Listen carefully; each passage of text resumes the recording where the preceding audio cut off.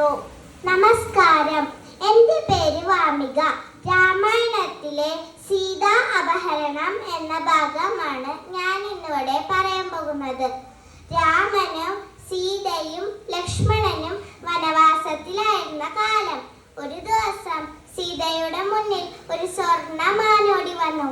Hi, എന്ത് ഭംഗി, എനിക്ക് എന്നെ പിടിച്ചു തരൂ എന്ന് സീത രാമനോട് ചോദിച്ചു. ഇത് കേട്ട രാമൻ പറഞ്ഞു, ദേ നോക്കൂ സീതേ, അത് വല്ല രാക്ഷസന്മാരുടെ മായാജാലമാകും.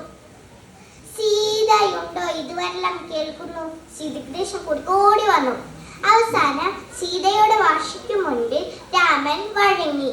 സീതയെ സുരക്ഷിതയായി കാത്തുകൊള്ളണമെന്ന് രാമൻ ലക്ഷ്മണന് നിർദ്ദേശം നൽകി മാനിനെ പിടിക്കാൻ യാത്രയായി. ഏറെ നടന്നിട്ടും മാനിനെ കിട്ടിയില്ല.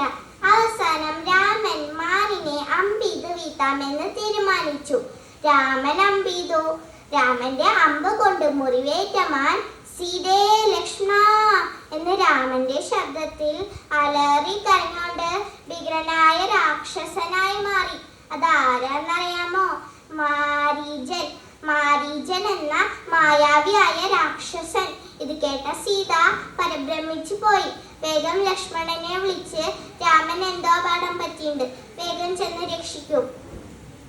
ഉടനെ ലക്ഷ്മണൻ കുടിലിന് ചുറ്റും ഒരു വട്ടം വലിച്ച് എന്ത് സംഭവിച്ചാലും ഇതിൽ നിന്ന് പുറത്തിറങ്ങരുത് എന്ന് സീതയ്ക്ക് നിർദ്ദേശം നൽകി യാത്രയായി.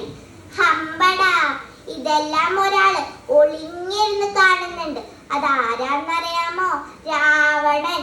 ലക്ഷ്മണൻ പോയ തക്കം നോക്കി രാവണൻ ഒരു ഋഷിയുടെ വേഷം ധരിച്ച് കുടിലിന് മുന്നിൽ എത്തി. സീതയോട് ഭക്ഷണത്തിനായി യാചിച്ചു. ഇത് കേട്ട ഭക്ഷണവുമായി വന്ന സീതയെ രേഖിക്ക് പുറത്തു വന്ന് ഭക്ഷണം നൽകാൻ നിർബന്ധിച്ചു. ഇത് കേട്ട സീത രേഖിക്ക് പുറത്തു വന്നു.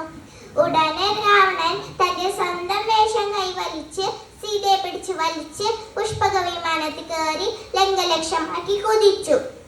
ഇതിൽ നിന്ന് കൂട്ടുകാർക്ക് എന്താ മനസ്സിലായേ? രാമനും ലക്ഷ്മണനും പറഞ്ഞത് സീത അനുസരിച്ചെങ്കിൽ സീതയ്ക്ക് ആപത്ത് പറ്റുമായിരുന്നോ? അതുകൊണ്ട് നമുക്ക് അനാവശ്വാസം പാടില്ല. മുതിർന്നവർ പറയുന്നത് അനുസരിക്കണം. നിങ്ങളെല്ലാവരും അനുസരിക്കാറില്ലേ? നന്ദി, നമസ്കാരം.